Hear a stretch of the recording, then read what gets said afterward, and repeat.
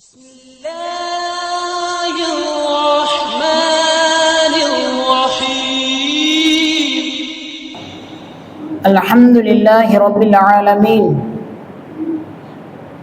الصلاة والسلام على سيد المرسلين خاتم النبيين شفيع المذنبين أنيس الغريبين رحمة للعالمين محمد مصطفى صلى الله عليه وسلم وآله الطاهرين الطيبين وأصحابه نجوم طريق الأمم أما بعد فقد قال الله تعالى في القرآن العظيم والفرقان المجيد بعد أعوذ بالله من الشيطان الرجيم بفضل بسم الله الرحمن الرحيم قل إن ربي يبسط الرزق لمن يشاء منه ويقدر ولكن أكثر الناس لا يعلمون وقال نبينا صلى الله عليه وسلم يدخل فقراء المسلمين الجنة قبل أغنيائهم ب40 خريفا أو كما قال عليه الصلاة والسلام புகழனைத்தும் ஏக அல்லாஹ்வுக்கே உரித்தாக. சாந்தியும் சமாதானமும் சர்தார் நபி முஹம்மது முஸ்தபா ஸல்லல்லாஹு அலைஹி வஸல்லம் அன்னார்கள் மீதும் அன்னார்களின் அடிச்சுவடுகளை அயராமல் பின்பற்றிய உத்தம சத்திய சஹாபாக்கள், தாபிஈன்கள், தபஅ தாபிஈன்கள், ஷுஹதாக்கள், சாலிஹீன்கள், நாதாக்கள், நல்லடியார்கள் அல்லாஹ்வுடைய பள்ளியில் அமர்ந்திருக்கும் இன்னும் வரை இருக்கும் நம் அனைவர்கள் மீதும் அல்லாஹ்வுடைய வற்றாத கருணையும் சாந்தியும் சமாதானமும் என்றென்றும் நின்றும் நிலவட்டுமாக. ஆமீன். பரக்கத் பொருந்திய ஜும்ஆவுடைய பேரருளால் அல்லாஹு தஆலா நம்முடைய ஹலாலான ஹாஜத்துகளை நிறைவேற்றி வைத்திடுவானாக. பல முசீபத்துக்கள், ஆபத்துக்கள், திடீரென்ற மரணங்களை விட்டும் இறைவன் நம்மையும் நம் குடும்பத்தார்களையும் பாதுகாத்துடுவானாக. யார் யாருடைய உள்ளத்தில் என்னென்ன தேவைகள், நாட்டங்கள், முராதுகள் இருக்கிறதோ அத்தனையும் இறைவன் நிரப்பமாக நிறைவேற்றி வைத்திடுவானாக என்று துஆவோடு ஒரு சில வார்த்தைகளை இங்கே நினைவூட்ட ஆசைப்படுகிறோம். அல்ஹம்துலில்லாஹ். கண்ணியத்திற்குரிய அன்பான இஸ்லாமிய சொந்தங்களே, கண்ணியமிக்க பெரியவர்களே, அன்பு தாய்மார்களே, அல்லாஹு தஆலா நமக்கு மத்தியிலே சில விசேஷத்தை அல்லாஹ் ஏற்படுத்தியிருக்கிறான். சில நேரத்தில் துக்கங்களை ஏற்படுத்தியிருக்கிறான். மனிதர்கள் எல்லா நேரத்திலேயும் எல்லா நபர்களும் ஒரே மாதிரியாக இருப்பதில்லை. சில நபர்களை அல்லாஹ் மேன்மையாக்கி வைத்திருக்கிறான். பொருளாதாரத்தில் மேம்பட்டவர்களாக,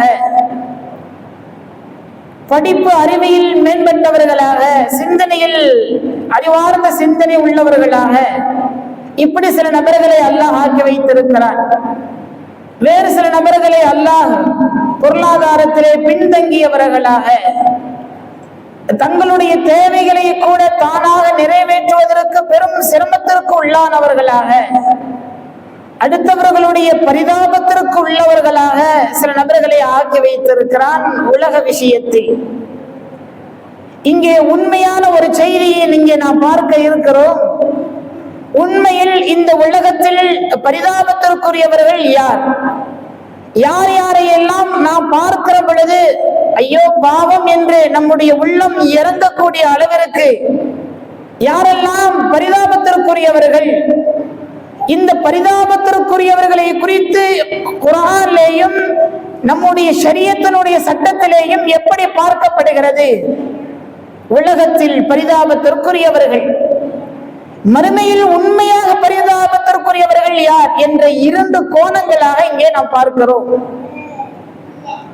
ஆரோக்கியம் பெற்றவர்கள், உடலில் ஊனமுற்றவர்கள், பலகீனமானவர்களை கண்டு பரிதாபப்படுகிறோம்.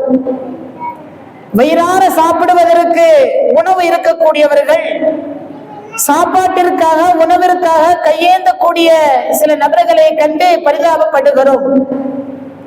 சில நேரத்தில் தாயை இழந்த, தந்தையை இழந்த எத்தீம்களாக வாழ்ந்து கொண்டிருக்கிற சிறார்களை கண்டு நாம் பரிதாபப்படுகிறோம். இப்படி பரிதாபத்தில் பலதரப்பட்ட விதத்தில் முதன்மையாக ஏழையில் வாழக்கூடிய ஏழை எளியவர்களை, இவர்களை கண்டு கொஞ்சம் பணம் வசதி படைத்தவர்கள் அல்லது அதிகமாக வைத்திருப்பவர்கள் பரிதாபப்படுகிறோம். குர்ஆனிலே அல்லாஹ் பொருளாதாரத்தை குறித்து ஒரு வசனத்தில் இப்படி சொல்லுவான், குல் இன்ன ரப்பி யப்சுத்து ரிஸ்க லிமன் யஷா. நபியே நாயகமே, மக்களுக்கு நீங்கள் சொல்லுங்கள், அல்லாஹ் தன் நாடியவருக்கு ரிஸ்கை விசாலத்தை ஏற்படுத்தி இருக்கிறான். சில நாடியவர்களுக்கு அல்லாஹ் தஆலா கொஞ்சம் நெருக்கடியும் ஏற்படுத்தியிருக்கிறான், அளவாக அல்லாஹ் கொடுத்திருக்கிறான்.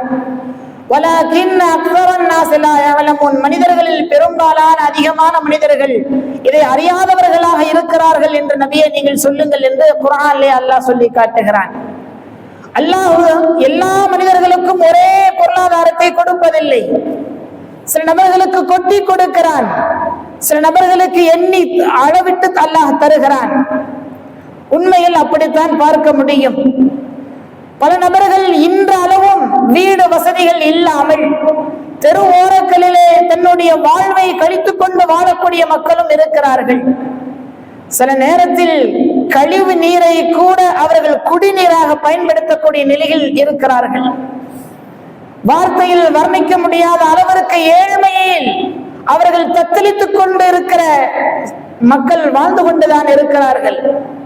சரியான ஆடை இல்லை, அரை நிர்வாணமாக வாழக்கூடிய மக்கள் பஸ் ஸ்டாண்டுகளிலே, ரயில் நிலையங்களிலே, தெருக்களிலே அவர்களை பார்க்கிற பொழுது மனதிற்குள்ளே கொஞ்சம் பரிதாபம் ஏற்படுகிறது. இந்த நிலையில் இருக்கிறார்களே, வாடகை வீட்டில், ரொம்ப ஏழ்மையாக உள்ள வீட்டில் இருக்கக்கூடியவர்கள் வசதி படைத்தவர்கள் பார்க்கிறார்கள், ஐயோ பாவம் ஏழ்மையாக வாழ்ந்து கொண்டிருக்கிறார்கள். இப்படி எல்லாம் உணவிற்கு கையேந்தக்கூடிய நிலையில் அல்லது உணவிற்கு சுத்தமாக இல்லாத ஒரு சூழ்நிலையில் இப்படி இருக்கக்கூடிய நேரத்தில் இஸ்லாம் அதை குறித்து ஒரு செய்தியை சொல்லுகிறது. ஒரு சஹாபி ஸல்லல்லாஹு அலைஹி வஸல்லம் அன்னார்கள் இடத்திலே கேட்கிறார்கள், யா ரசூலல்லாஹ் ஐயுல் இஸ்லாமி கைருன், இஸ்லாத்திலே சிறந்த ஒரு நல்ல காரியம் எது என்று கேட்கிற பொழுது நபிகள் நாயகம் ஸல்லல்லாஹு அலைஹி வஸல்லம் சொல்லுகிறார்கள், துத்இமு தஆம், பிறருக்கு நீ உணவு வழங்குவது இஸ்லாத்தில் ஆக மிகப்பெரிய சிறந்த காரியம் என்கிறார்கள் பெருமானார் ஸல்லல்லாஹு அலைஹி வஸல்லம். உணவுக்கு வசதி வாய்ப்புகள் இல்லாமல் தவிக்கக்கூடிய மக்களுக்கு உணவு கொடுப்பது என்பது இஸ்லாத்தில் சிறந்த காரியம். அதே சமயத்தில் பெருமானார் ஸல்லல்லாஹு அலைஹி வஸல்லத்துடைய வாழ்க்கையை முழுக்க எளிமையிலேயும் ஏழ்மையிலேயும் நபிகள் நாயகம் வாழ்ந்திருக்கிறார்கள். தான் மாத்திரமல்ல, பல சஹாபாக்களுடைய நிலைகளும் அப்படித்தான் இருந்திருக்கிறது. அதை பொருந்தி கொண்டு வாழ்ந்திருக்கிறார்கள். இதுதான் இஸ்லாத்தினுடைய நிலைப்பாடு. ஆனால் இன்னைக்கு உலகத்தில் அவர்களை நாம் பார்க்கிறோம், பரிதாபத்திற்குள்ளவர்களாக பார்க்கிறோம். உண்மையில் உலகத்தில் அவர்கள் பார்ப்பதற்கு பரிதாபத்திற்குரியவர்கள். ஆனால் மறுமையை ஒட்டி, மறுமையில் அவர்களுடைய நிலைகளை குறித்து பார்க்கிற பொழுது பெருமானார் ஸல்லல்லாஹு அலைஹி வஸல்லம் ஒரு ஹதீஸில் எப்படி சொல்லுவார்கள், யதுகுல் ஃபுகராஉல் முஸ்லிமீனல் ஜன்னah, முஸ்லிம்கள் ஏழை எளியோர்கள் சுவனத்திற்கு நுழைந்து விடுவார்கள். கபல அக்னியாஹிம் பி 40 ஹரீஃபா, செல்வந்தர்கள் சுவனத்தில் நுழைவதற்கு 40 வருஷத்துக்கு முன்னதாகவே ஏழை எளியோர்கள் சுவனத்தில் நுழைந்து விடுவார்கள். ஸல்லல்லாஹு அலைஹி வஸல்லம் சொன்ன ஹதீஸ்.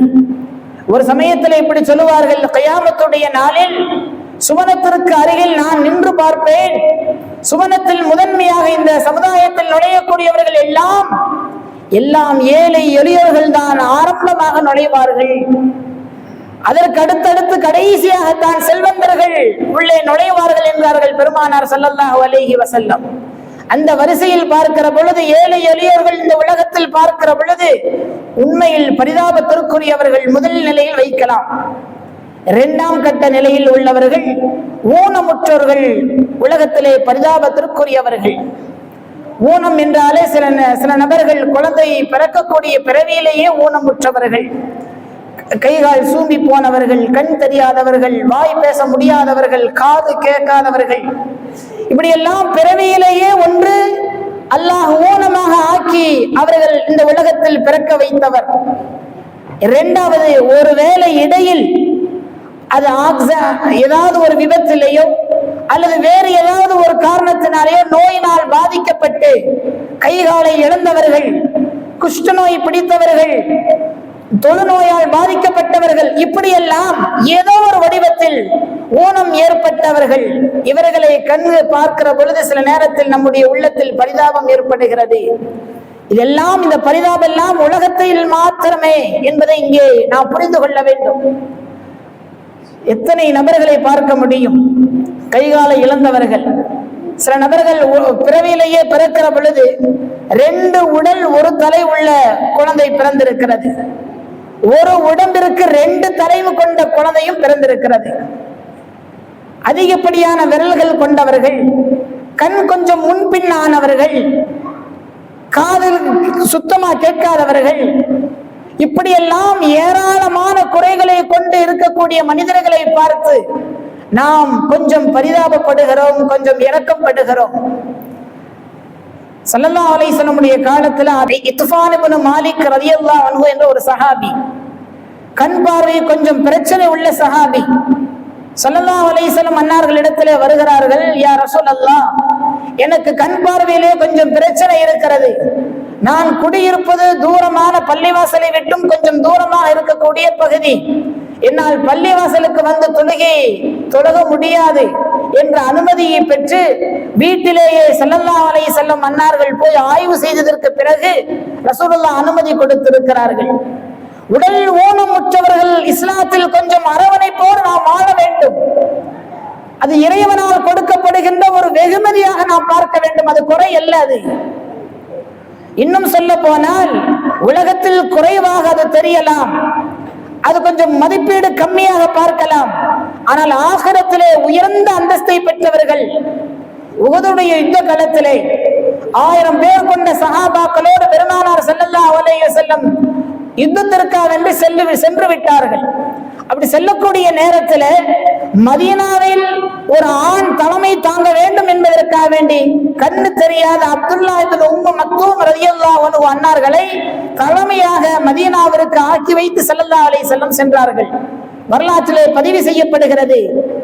ஊனமுற்றோர்கள் என்பதற்காக வேண்டி ஒடுக்க வைக்கப்படக்கூடியவர்கள் அல்ல.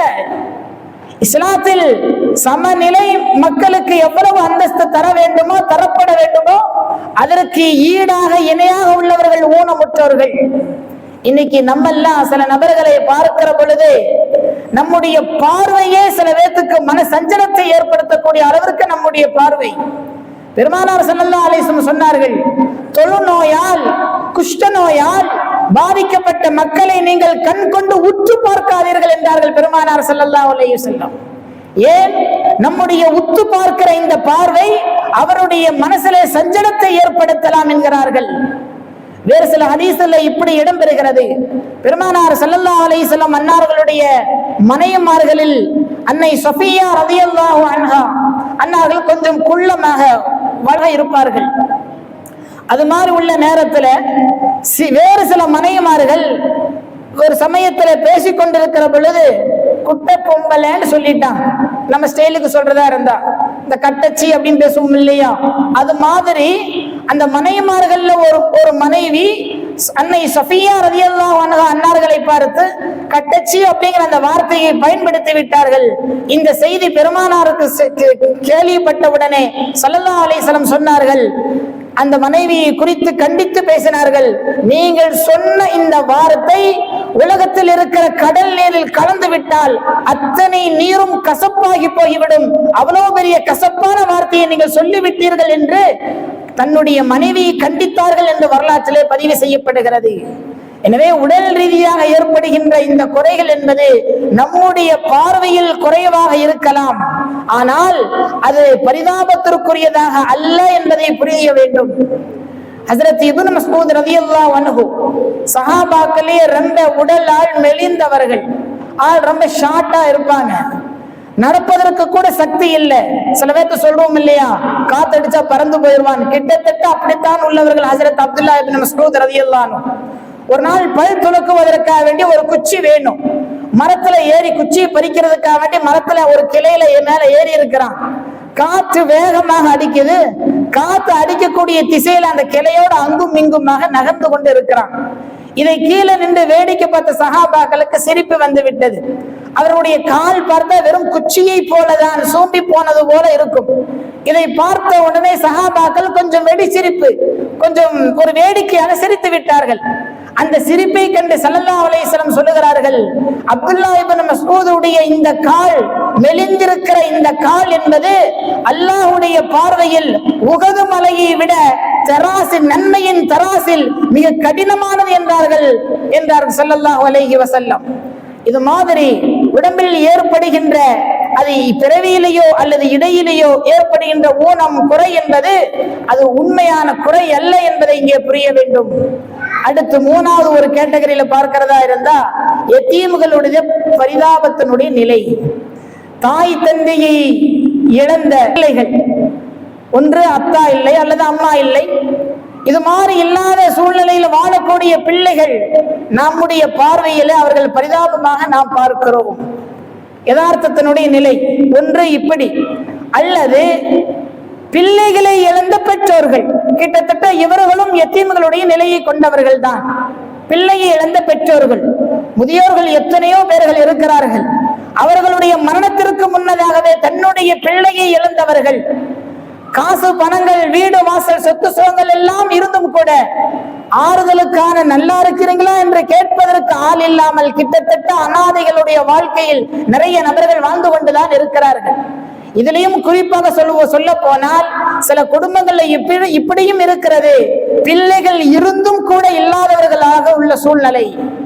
சில நபர்கள் வந்து நம்மிடத்திலே சொன்னவர்கள் எல்லாம் உண்டு, ஹஜ்ரத் எனக்கு 4 ஆண் மக்கள், 2 பெண் மக்கள், ஒரு காலத்தில் பெருமையாக வாழ்ந்தேன், இன்னைக்கு ஏண்டா பெத்தோண்டு வாழ்ந்துட்டு இருக்கிறேன் என்று சொன்னார்கள். அப்படி என்றால் பெத்தும் எந்த விதமான பிரயோஜனம் இல்லாத ஒரு வாழ்க்கை. இப்படிப்பட்ட உள்ளவர்களுடைய நிலைகளை பார்க்கிற பொழுது நமக்குள்ளே ஒரு பரிதாபத்தினுடைய நிலை ஏற்படுகிறது. இதெல்லாம் கிட்டத்தட்ட உலகத்தினுடைய சூழ்நிலையை கவனித்து, உலக வாழ்க்கையை குறித்து இதெல்லாம் பரிதாபங்கள், இப்பொழுது இதுவரைக்கும் சொன்ன செய்திகள். ஆனால் உண்மையான பரிதாபங்கள், மறுமையை குறித்து, மன்னரையை குறித்து, அல்லாஹ் ரசூலுடைய பார்வைகளை குறித்து உண்மையான பரிதாபங்கள் என்பது திடீரென்ற மரணம் தான் உண்மையான பரிதாபம். இதை யாரும் யோசிப்பதில்லை.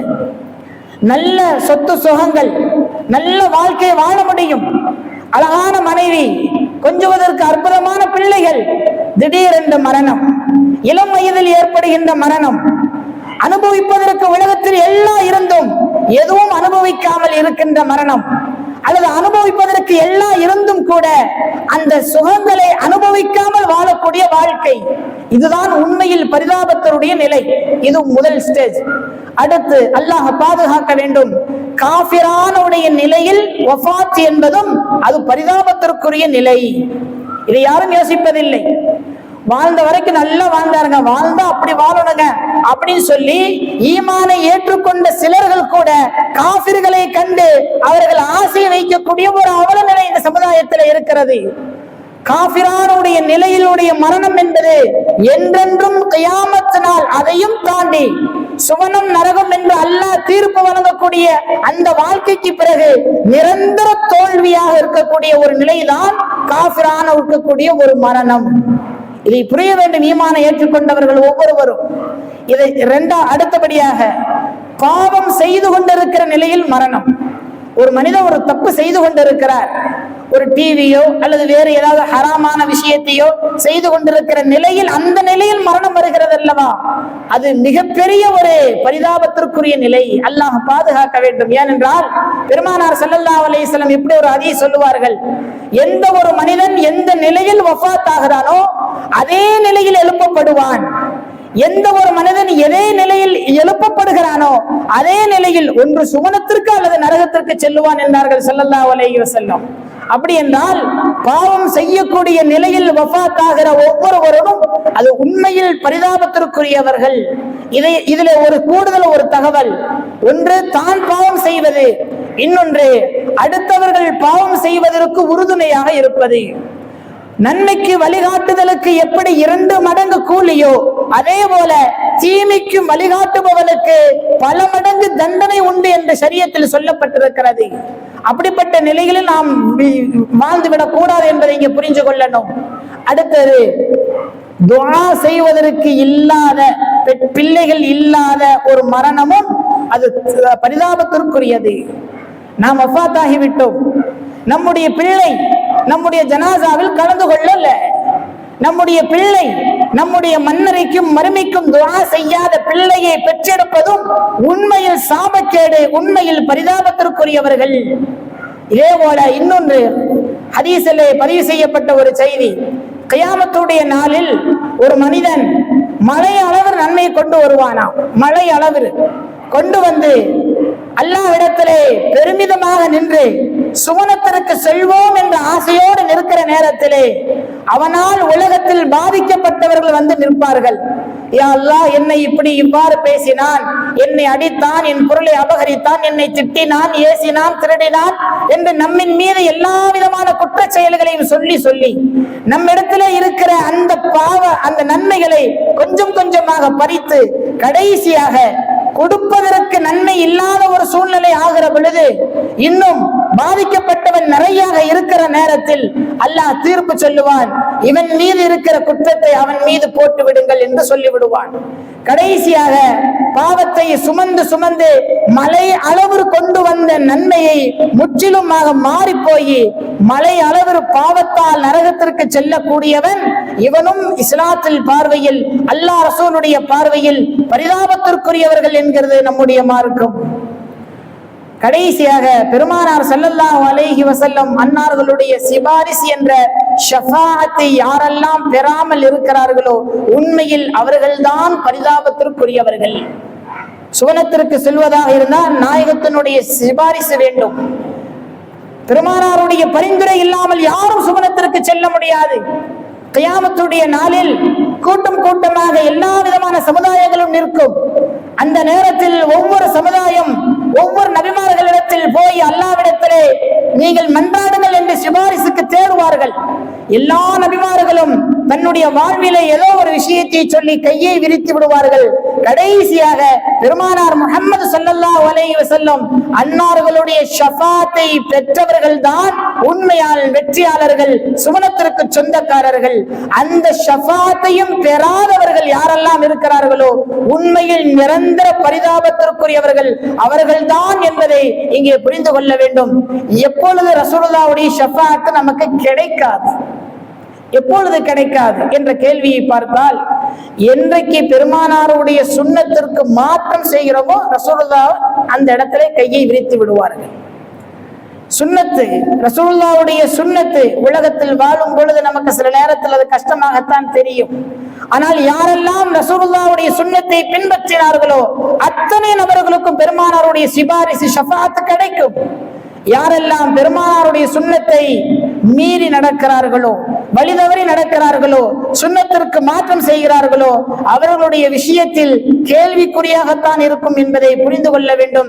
எல்லாம் வல்ல அல்லாஹ் இந்த பரிதாபத்தினுடைய நிலைகளில் இருந்து நம்மையும் நம்முடைய பிள்ளைகளையும் பாதுகாத்து உண்மையில் நபிகள் நாயகம் ஸல்லல்லாஹு அலைஹி வஸல்லம் அன்னார்களுடைய ஷஃபாஅத்திற்கு சொந்தக்காரர்களாக நம் அனைவர்களையும் அல்லாஹ் ஆக்கி அருள் புரிவானாக என்று சொல்லி